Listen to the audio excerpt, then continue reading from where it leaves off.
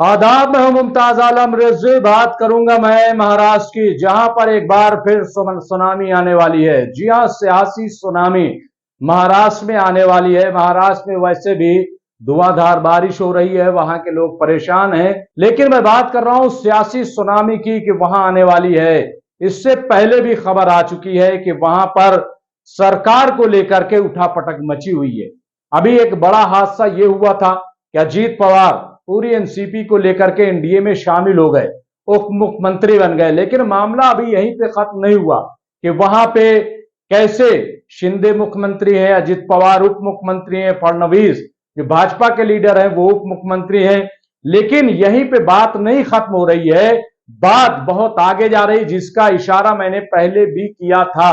बात यह है कि आप देखिए कि कैसे अजित पवार उप मुख्यमंत्री बनने के बाद जाते हैं और शरद पवार से मुलाकात करते हैं। एक दो मुलाकात नहीं बल्कि कई मुलाकात उनकी शरद पवार से होती है। यही नहीं बल्कि उद्धव ठाकरे भी अजीत पवार से मुलाकात करने जाते हैं। ये मुलाकात क्यों, ये एक बड़ा सवाल है, और ये चल क्या रहा है ये भी बड़ा सवाल है। और यही वजह है कि सबसे ज्यादा अगर किसी को खतरा है, वो जो महाराष्ट्र के सीएम है शिंदे, उनको सबसे ज्यादा खतरा लग रहा है। वो भी बार बार मीटिंगें कर रहे हैं, हालांकि वो बयान जरूर दे रहे हैं कि उनको कोई खतरा नहीं है, लेकिन ऐसा लग रहा है कि खतरा बहुत बड़ा है। और बड़ा यह है कि उनकी कुर्सी जा सकती है। ये बिल्कुल तलवार जैसे लटक चुकी है और ये खबर आ रही है। अभी ये बात कही जा रही है कि अजीत पवार जो है वो मुख्यमंत्री बन जाएंगे, लेकिन मैं इससे डिनाई करता हूं। अजीत पवार मुख्यमंत्री नहीं बनेंगे। वहां पे अब एक मुख्यमंत्री और एक उप मुख्यमंत्री होगा। जो मुख्यमंत्री बनेंगे वो फडणवीस बनेंगे। जी हां, वहां पे और उप मुख्यमंत्री जो है वो अजीत पवार रहेंगे। और शिंदे जो है ऐसा लग रहा है कि वो बाहर हो जाएंगे राजनीति से। कैसे शिवसेना तोड़ी गई, कैसे जो महागठबंधन था वो खत्म हुआ, और कैसे वहां पे बीजेपी और जो शिंदे गुट है वो मिल करके वहां सरकार बन जाती है। शिवसेना एक नई शक्ल में सामने आती है। और अभी एक साल भी नहीं हुआ है कि वहां पे उठापटक मच गई है। अब आप देखिए कि पहले से जब अजीत पवार हुकूमत में शामिल नहीं हुए थे, जब उन्होंने एनसीपी में बगावत नहीं की थी, उससे पहले से अगर आप देखें तो सामना में और ऐसे भी संजय राउत कई बार ये बात कह चुके थे कि शिंदे जो है अब सियासत में ज्यादा दिनों के मेहमान नहीं है। अब वो ज्यादा दिनों के मुख्यमंत्री नहीं, वहां मुख्यमंत्री कोई और बनेगा और बनेगा। ये बार बार बात कही जा रही थी, लेकिन बात सामने नहीं आ रही थी। अभी भी ये कहा जा रहा है कि अजीत पवार जो है वो मुख्यमंत्री बन सकते हैं। अभी जब मामला था फाइनेंस मिनिस्ट्री का, कलमदान का मामला था कि किसको क्या मिले, तो उस पर अजीत पवार अड़ गए थे कि हमें फाइनेंस मिनिस्ट्री चाहिए, और उन्होंने ले ली। और यह खबर सामने आई थी कि दरअसल ये शर्त रख दी गई थी, या तो फाइनेंस मिनिस्ट्री दीजिए या तो सीएम की कुर्सी दीजिए। ऐसी बातें सामने आई थी। लेकिन आप देखिए कि बीजेपी जो है वो बड़ी पार्टी है। बीजेपी जब बड़ी पार्टी है और वहां फडणवीस है, तो ऐसे में कैसे मुमकिन है? आखिर क्या फायदा होगा फडणवीस को कि वो शिंदे को हटाएंगे, अजीत को ला करके मुख्यमंत्री बना देंगे? ऐसा मुमकिन नहीं है। इसका मतलब साफ है कि इसमें सियासत कुछ और है। लेकिन जो फायदा देख रहे हैं वो उद्धव ठाकरे देख रहे हैं, क्योंकि उद्धव ठाकरे की पहली कोशिश यही होगी कि किसी तरीके से शिंदे जो है वो सियासत से बाहर हो, क्योंकि शिंदे ने पीठ में खंजर भोंका था।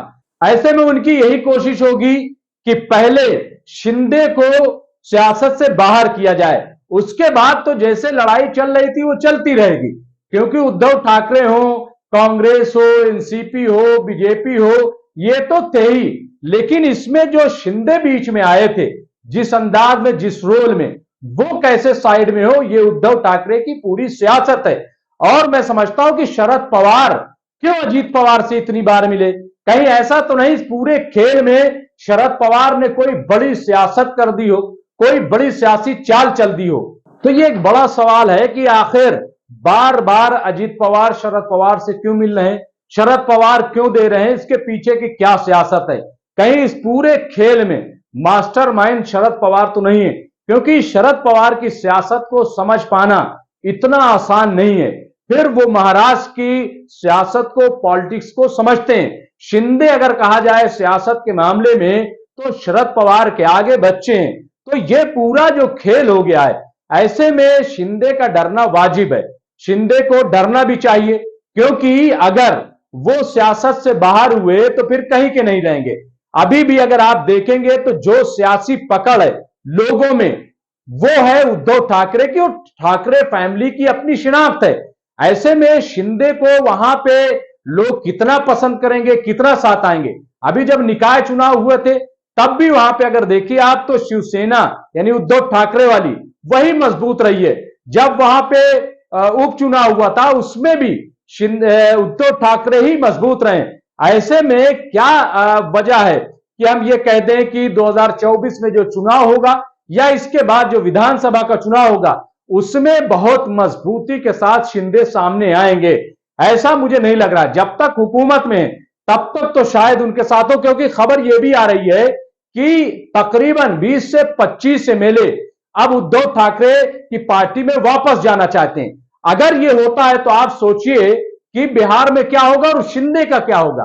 क्या शिंदे वाकई जो है वो सरवाइव कर पाएंगे? क्या सियासत में रह पाएंगे? क्या सियासत में दोबारा वो इसी मकाम पर आ पाएंगे? ये एक बड़ा सवाल है। लेकिन उद्धव ठाकरे धीरे धीरे करके अपनी मजबूती बना रहे हैं, और वो अभी देखें तो अपोजिशन का हिस्सा भी है, मजबूत हिस्सा है, उनका बड़ा साथ मिल रहा है। तो इस तरीके की अगर चीजें आप देखेंगे तो इसमें सबसे ज्यादा नुकसान जो है वो कहीं ना कहीं एकनाथ शिंदे के लिए लग रहा है। और यही लग रहा है कि अभी एक बार फिर महाराष्ट्र में सियासी सुनामी आने वाली है।